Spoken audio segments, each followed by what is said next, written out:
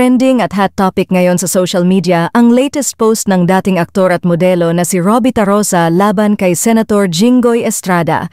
Sa gitna ng mga usapin ukol sa mga anomalya ng flood control ng gobyerno, isa si Estrada sa itinuro na sangkot umano sa korupsyon ng flood control projects.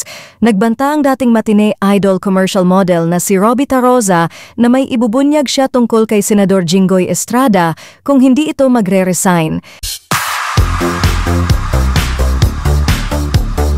Pinagpipiestahan ngayon ng mga netizen ang babalang ito ni Tarosa tungkol sa aniyay double life ni Estrada at may mga resibo raw siyang magpapatunay nito.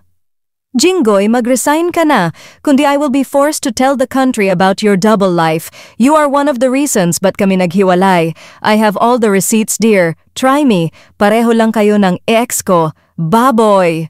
Ang matapang na pahayag ni Tarosa na ipinost sa kanyang Facebook account nitong Setyembre 12, hindi lingid sa kaalaman ng karamihan na openly gay si Robbie sa showbiz at dati niyang nakarelasyon ang isa ring aktor na si Joed Serrano ng matagal na panahon.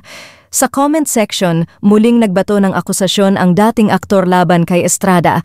Ayon sa kanya, nagkaroon umano ng relasyon si Jinggoy at si Joed noong 2000 for presidential campaign ng yumaong si Fernando Poe Jr. na matalik na kaibigan ng ama ni Estrada, dating Pangulong Joseph Estrada. May mga ebidensya po ako, pati si Joed pwedeng magpatunay kung paano sila nagkaroon ng relasyon habang nangampanya noon para kay FPJ. Pahayag niya, narito pa ang komento ng ilan na isa-isang sinagot ni Robbie Tarosa. Federation member? Leader behind closed doors in a basement. Label yan. I have receipts po, pati si Joed magtetestigo paano sila magka habang nangangampanya dati for FPJ. Robbie Tarosa, kawawa naman may family yung mga bata. Di sana naisip niya yon, di ba? Di ako. Bago lumandi sa iba, sana naisip niya pamilya niya, di ba? Baboy siya. Naninira pa ng tahanan. Spill the tea. I just did, dear. Robbie, I wonder how he'd react. Well, I don't really give a damn, dear. OMG, I knew it, Robbie Tarosa. Botomae, ang mga matapang na pahayag ni Robbie Tarosa.